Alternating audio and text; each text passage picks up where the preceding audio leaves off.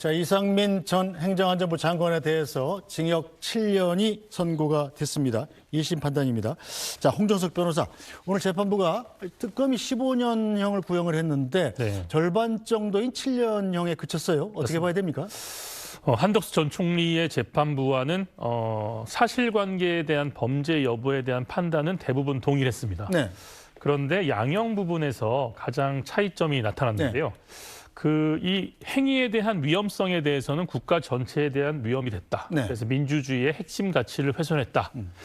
그리고 헌법적인 의무를 부담했음에도 불구하고 직접적으로 지시를 했고 적극적으로 만류한 사실을 뒀다. 다만 마지막이 중요한데요. 네.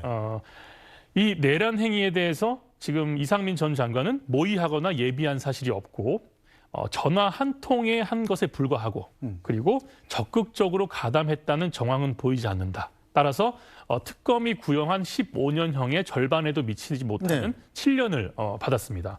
한덕수 전 총리의 그 형량에 비해서 굉장히 낮게 나왔는데요. 네. 이것은 아까 서두에 말씀드린 바와 같이 이런 사실관계와 범죄 사실에 대한 인정 유무는 같은 법원의 재판부끼리 어느 정도 합의가 되거나 아니면은 인식이 동일하더라도 양형에 대한 판단에 대해서 엇갈렸던 것 같습니다. 네. 그래서 한덕수 전 총리도 사실은 모의 예비했거나 그런 적극적으로 가담했다는 것에 대한 판단은 없었거든요. 네. 그런데도 불구하고 이진관 재판장은 굉장히 그 부분에 대해서 국정의 이인자인 부분에 대해서 굉장히 크게 비난을 하면서 선고를 그렇게 했는데 그에 반해서 오늘 재판부는 실질적으로 있었던 행위 사실에 집중을 해서 형량을 7년으로 내린 것 같습니다. 따라서 그러니까 선고 내용에 비해서 마지막에 나타난 형량은 상당히 좀 낮았다. 그렇게 보고 싶습니다. 네, 임찬종 기자는 어떻게 봤습니까? 이상민 전 장관과 한덕수 전 총리의 형량이 이렇게 다른 이유.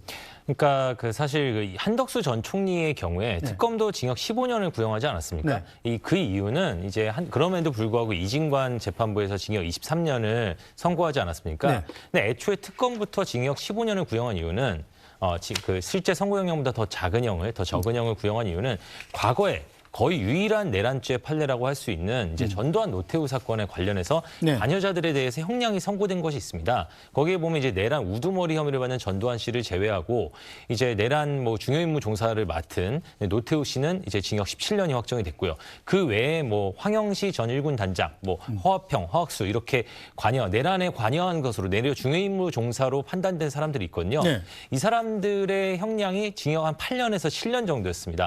그래서 오늘 이제 징역 7년을 선고한 걸 보면은 오늘 재판부는 양형에 대한 기준은 내란 유무에 대한 판단과 별도로 양형에 대한 기준은 이진관 재판부가 위로부터의 내란이기 때문에 더 강한 형을 선고해야 된다라는 새로 제시한 기준이 아니라 기존의 전두환 노태우 때의 어떤 양형 기준을 가지고서 당시 대부분의 내란 중요 임무 종사자들에게 징역 7년에서 8년 정도가 선고됐기 때문에 그 기준을 가지고 이번에 적용한 것 아닌가 이렇게 추측이 됩니다. 네, 형량은 큰 차이가 납니다만 재판부가 이 12.3 비상계엄을 내란으로 봤다는 판결은 동일한 거죠? 맞습니다. 재판부의 이제 판결을 쭉 들었을 때 처음에 이제 내란죄 성립 여부부터 이제 판단을 했습니다. 결론부터 말씀드리면 재판부는 그 언론사 기능을 마비시키는 행위에 해당하는 그런 단전 단수 지시는 민주적인 기본 질서를 훼손하는 국헌 문란 행위에 해당하고 그리고 거기에 다수의 인력을 동원해서 유형력을 동원한 것은 이제 폭동에 해당한다. 따라서 이번 그 비상계엄의 그런 전체적인 행위에 대해서는 내란죄를 인정을 했습니다. 따라서 이 부분은 말씀하신 것처럼 이전에 한덕수 전 총리의 재판부와 동일한 판단을 내렸다고 보시는 게 맞을 것 같습니다. 네, 자 한덕수 전 총리에 이어서 이상민 전 장관의 선고까지 나오면서 이 같은 혐의로 재판을 받고 있는 다른 국무위원들의 판결도 주목이 되죠? 예, 다른 국무위원들 이제 박성재 법무부 장관이 재판을 받고 있는데 거기는 아직 선고까지 좀 남았고요. 다만 이제 오늘 이제 아직 판결문이 나온 것이 아니라 원래는 이제 선고 공판에서는 판결문의 간략한 요지 정도로 있는데 이번 사건 같은 경우에 중요한 사건이나 사실 1시간 가까이 길게 읽은 거거든요.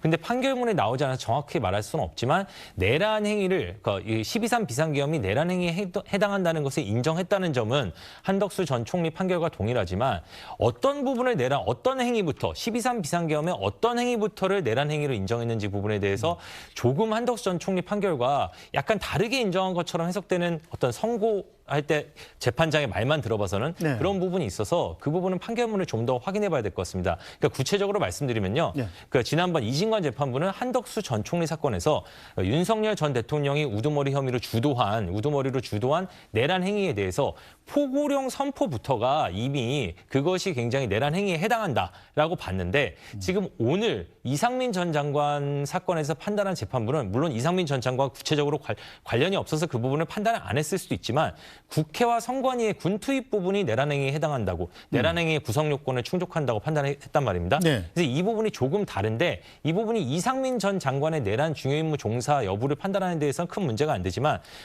나중에 판결문을 다시 한번 확인해 봐야겠지만 네. 만약 포고령 부분에 대해서 인정을 안 한 것이라면 또는 그 부분에 대해서 판단하지 않았다면 향후에 이 부분이 전체적으로 이제 사건들이 합쳐졌을 때 네. 어떤 부분부터를 내란 행위로 어떤 행위부터를 내란 행위로 인정할지가 한덕수 전 총리 사건이라던가 윤석열 전 대통령 사건에서의 어떤 조금의 어떤 판단의 구체적인 내용을 적는 데 있어서 변수가 될 수는 있습니다. 네, 다음 주 목요일이죠. 윤석열 전 대통령의 1심 선고가 예정이 돼 있는데 재판부가 각기 다른 두 개의 재판부가 잇따라 12.3 비상계엄을 내란으로 인정한 거죠. 그렇다면 윤석열 전 대통령의 선고 공판에도 영향을 상당히 끼친다. 이렇게 봐야 되겠군요.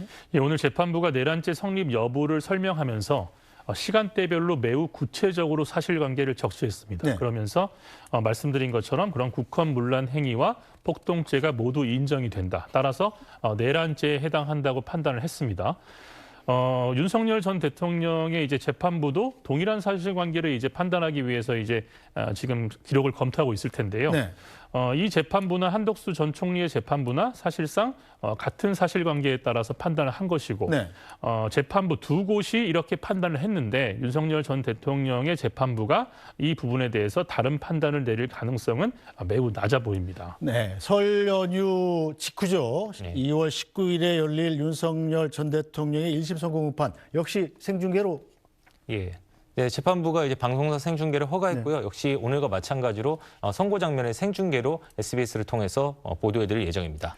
윤석열 전 대통령도 재판에 참석합니까?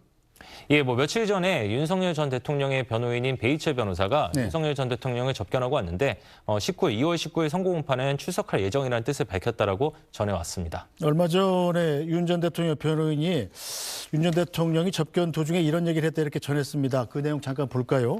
역시 윤석열 전 대통령의 재판에 어떤 영향을 끼칠까 관심사인데, 자, 베이철 변호사입니다. 자, 윤석열 전 대통령이 접견 때 날씨가 곧 풀리겠지요. 이 나라도 온전하게 회복될 것을 믿습니다라고 말을 했다고 전했습니다. 또 매일 주야로 두 손을 모으고 국민들과 나라를 위해 기도한다 이렇게 얘기했다고 SNS를 통해서 전했는데, 자, 윤석열 전 대통령이 변호인을 통해서 저런 메시지를 전했다는 건 뭔가 의도하는 바가 있지 않겠습니까? 제가 생각할 때는 그냥 정치적인 메시지라고 생각이 듭니다. 선고나 본인의 재판 관련된 내용을 구체적으로 언급하기보다는 본인의 지지자들이나 아니면 이번 재판에 대해서 뭔가 조금 잘못됐다고 생각하는 그런 사람들을 상대로 이제 메시지를 낸 것으로 보이고요.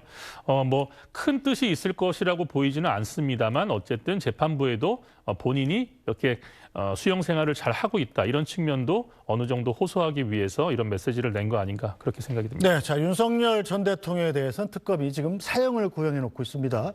앞서 한덕수 전 총리에 대한 재판에서 검찰의 특검의 구형량보다 더 높은 형량이 나오는 걸 보고 혹시 더 중한 형벌을 받는 거 아닌가 싶었는데 오늘은 보니까 형량이 특검 구형량의 절반 정도로 줄었단 말이에요. 네.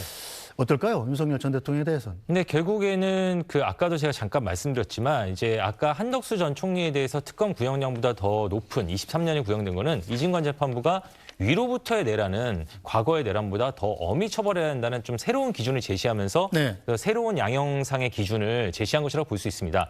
과연 그 기준 또는 그 기준에 가까운 기준을 따를 것인지 네. 아니면은 이제 과거 노태우 전두환 사건에서 노태우 전두환을 제외한 다른 내란 중요임무 종사자들에 대한 양형 7, 8년 정도의 양형 그리고 오늘 이상민 전 장관에게 1심에 선고한 7년 정도의 양형 이 기준에 더 가까운 기준을 따를 것인지는 이제 윤석열 전 대통령 사건을 사건을 담당한 내란 우두머리 혐의 사건을 담당한 지기현 재판부가 정할 것인데 다만 이제 내란 우두머리 혐의는 결국 무기징역 아니면 사형일 가능성이 높고 물론 장량 강경이 가능하지만 아무래도 무기징역 또는 사형 중에 하나가 선택될 가능성이 높아 보입니다. 알겠습니다. 자, 오늘 말씀 여기까지 듣죠. 임찬종 기자, 홍정석 변호사 두 분 수고하셨습니다. 감사합니다. 네, 특집으로 전해드린 뉴스 브리핑은 잠시 뒤에 돌아와서 인사드리겠습니다.